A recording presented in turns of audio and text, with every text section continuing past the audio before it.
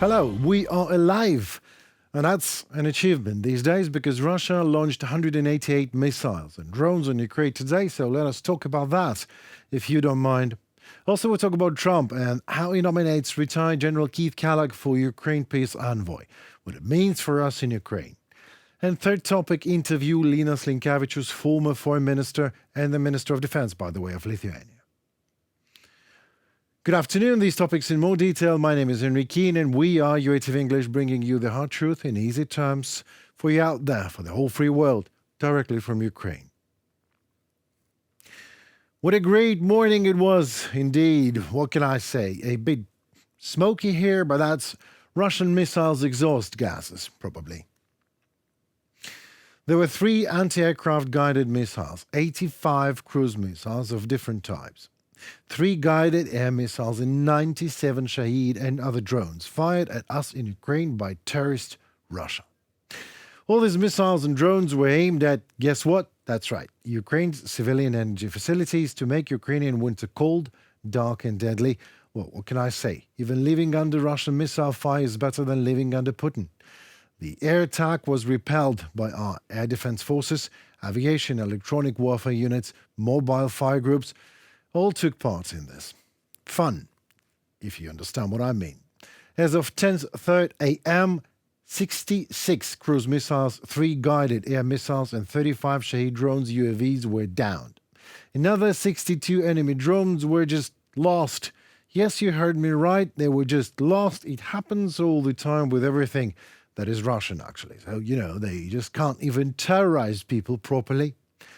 Emergency blackouts left 280,000 people in the Rivne region, 215,000 in the Volyn region, and 523,000 people in Lviv region without power until evening. Hopefully until evening. You know what a doublet is? It is when Russians fire a missile at a civilian object in Ukraine, a residential area or power station, for example, and when that missile hits the civilian target, which already is a war crime, by the way, they immediately fire another missile to exact same location to kill those who came to rescue. Rescue services, doctors, and just people trying to help other people. See why Ukraine is fighting these outdated communist rats in the Kremlin? Why I just said a minute ago that it is better to live under Russian fire than to be Russian. As being Russian is, in easy terms, meaning being inhumane under whatever the disguise your mad Tsar chooses for you this time. United States President-elect Donald Trump nominated former National Security Advisor to the Vice President retired General Keith Kellogg as a special Ukraine peace envoy to lead negotiations on an end to Russia's full-scale war against Ukraine in particular and international law and order in general. Donald Trump announced that himself yesterday. Keith Kellogg, 80 years old, previously served as the Executive Secretary and Chief of Staff of the U.S. National Security Council in the first Trump administration. He also was a top advisor to the United States Vice President Mike Pence. Kellogg has advocated for tough negotiations with Russia and Ukraine in order to bring the war to an end. Kellogg's ideas for how to do this have been outlined in a research paper published by the America First Policy Institute, a pro-Trump think tank. In this document, published in April, Kellogg advocated for a formal U.S. policy to seek a ceasefire and negotiated settlements of the Ukraine conflict. He proposed that Ukraine would only get further U.S. aid if Kyiv participated in peace talks with Moscow, but also suggested that if Moscow refused to take part in such negotiations, Washington would then give Kyiv more aid. Co-authored with Fred Fleitz, who, like Kellogg, served as a chief of staff on Trump's National Security Council during his first presidency, the paper said Russia could be convinced to negotiate if the United States promised to, I quote, put off Ukraine's NATO membership for an extended period of time. NATO membership, I mean. It also said the negotiations should include establishing a long-term security architecture for Ukraine's defense. Actually looking at NATO these days, the biggest military alliance on the face of the earth, like it is not capable of deterring anything these days, right? And only fears escalation. I sincerely do think that Ukraine would be better off with that new long term security architecture created specially and specifically for Ukraine and with Ukraine, rather than asking for all in NATO parties' consent again next time Putin will escalate. And he will. Trust me on that. Linas Linkevičius, former foreign minister and the Minister of Defense of Lithuania, is with us tonight. Hello, sir. Hi, good to see you. Good to hear you.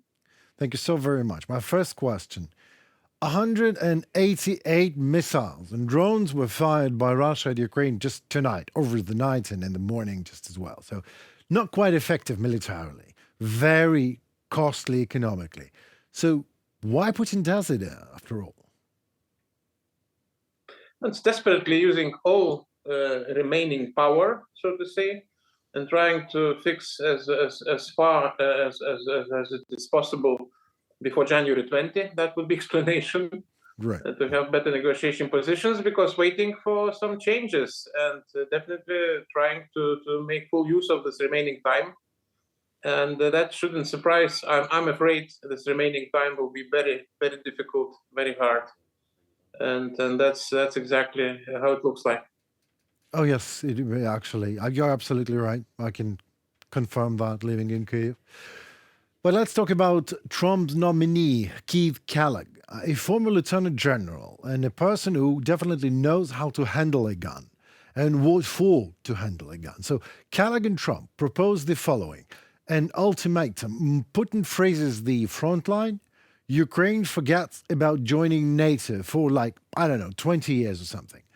A new long-term security architecture is worked out specifically for Ukraine. So help me to understand, if not NATO, then what kind of a security architecture could that be?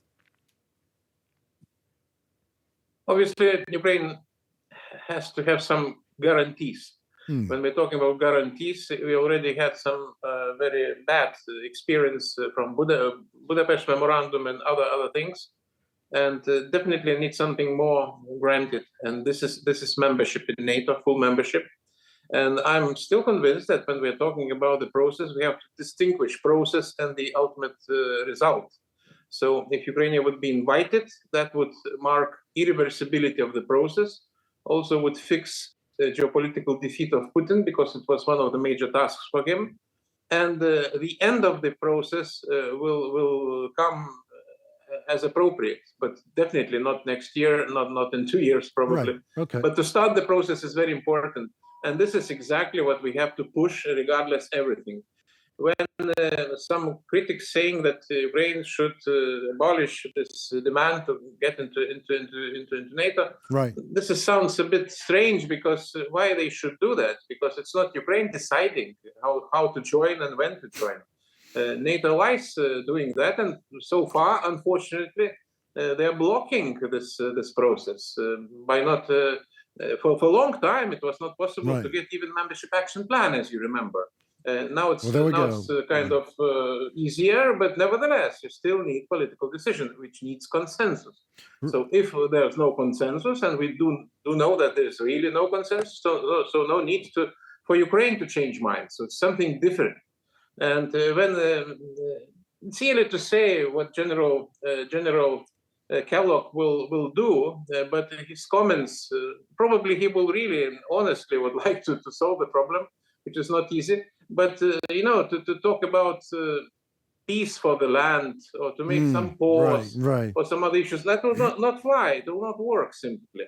I would advise to listen to other envoy who was also during his time, Kurt Volker, as you know, and he also speaking about. He has experience. He knows how it looks like, and he knows things. And I would share with him that definitely time will come, and if Trump will demand something to be solved sooner than later, absolutely, he will fail, and then he will be nervous. I agree, he will be nervous, and nervous also on Putin. And then will be some another opportunities, maybe. So it's too early to jump to any conclusions.